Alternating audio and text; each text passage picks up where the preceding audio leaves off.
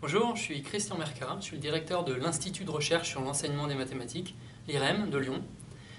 Il y a 28 instituts de ce genre-là en France, chaque grande université en a un. Et donc on s'intéresse à ce qui se passe dans la tête des étudiants quand ils essayent d'apprendre des mathématiques, quand ils apprennent de nouvelles mathématiques.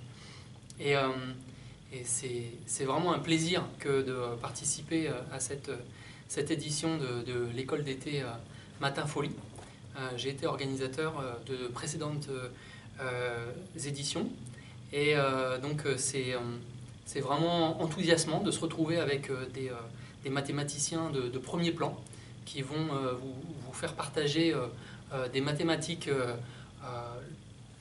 concrètes et actuelles et vous présenter le fait que des mathématiques relativement élémentaires, telles que celles que vous pouvez avoir dans votre bagage de lycéen, vont vous permettre d'ouvrir les yeux de manière scientifique sur le monde et de modéliser des phénomènes qui sont a priori complexes et de les comprendre.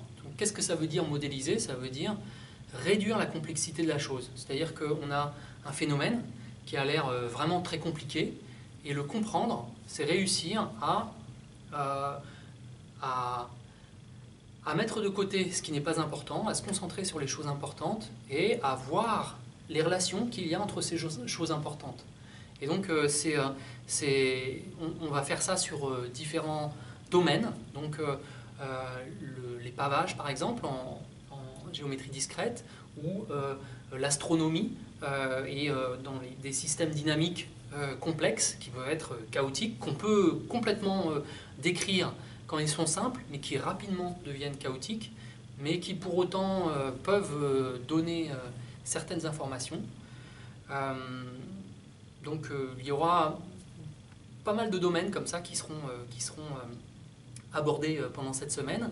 Et donc à chaque fois, le chercheur présente sa recherche, un domaine autour de sa recherche, et puis pose des questions. Et c'est à vous de vous emparer de ces questions et de tenter d'avancer là-dedans, de comprendre un petit peu. Vous n'allez pas forcément tout comprendre, et le travail principal du mathématicien, c'est de ne pas comprendre et d'en survivre. C'est-à-dire que en tant que mathématicien professionnel, je passais le plus clair de mon temps à ne pas tout à fait comprendre ce que je faisais et à le faire quand même.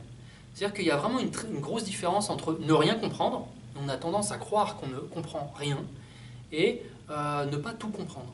Entre les deux, il y a un petit fil qu'on peut tirer, et on va le tirer ensemble tous les après-midi pour faire progresser votre compréhension des différents phénomènes. Et à la fin de la semaine, eh bien, il faudra restituer la recherche que vous aurez fait en groupe, de manière à ce que d'autres que vous, qui n'ont pas participé à la même recherche, soient capables d'aller plus vite que vous, et de comprendre plus aisément vos trouvailles. Et vous allez voir, vous allez être épaté de ce que vous allez trouver. Il suffit d'y croire, de s'y mettre et de persévérer. Et de ne pas lâcher le crayon quand il y a une erreur. Les erreurs, on en a tout le temps, et c'est ça qui nous fait progresser. Donc on vérifie, on fait un petit modèle, ça nous donne une certaine idée de comment ça fonctionne. On regarde un peu, ça marche pour quelques cas simples, ça coince quand c'est plus compliqué.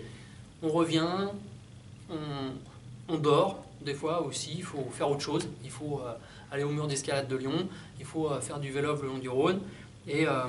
Et comme ça, peut-être, quand on revient sur le problème, on revient plus frais et on peut voir des choses qu'on n'avait pas vues avant et progresser. Voilà, progresser en équipe, parce que tout ça va se passer en groupe, et on est tous sur les épaules de géants, et sur les épaules les uns des autres, et on se fait la courte échelle pour aller plus loin, plus vite.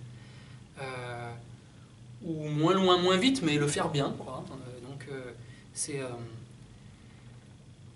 Donc je vous souhaite une bonne semaine, bon travail.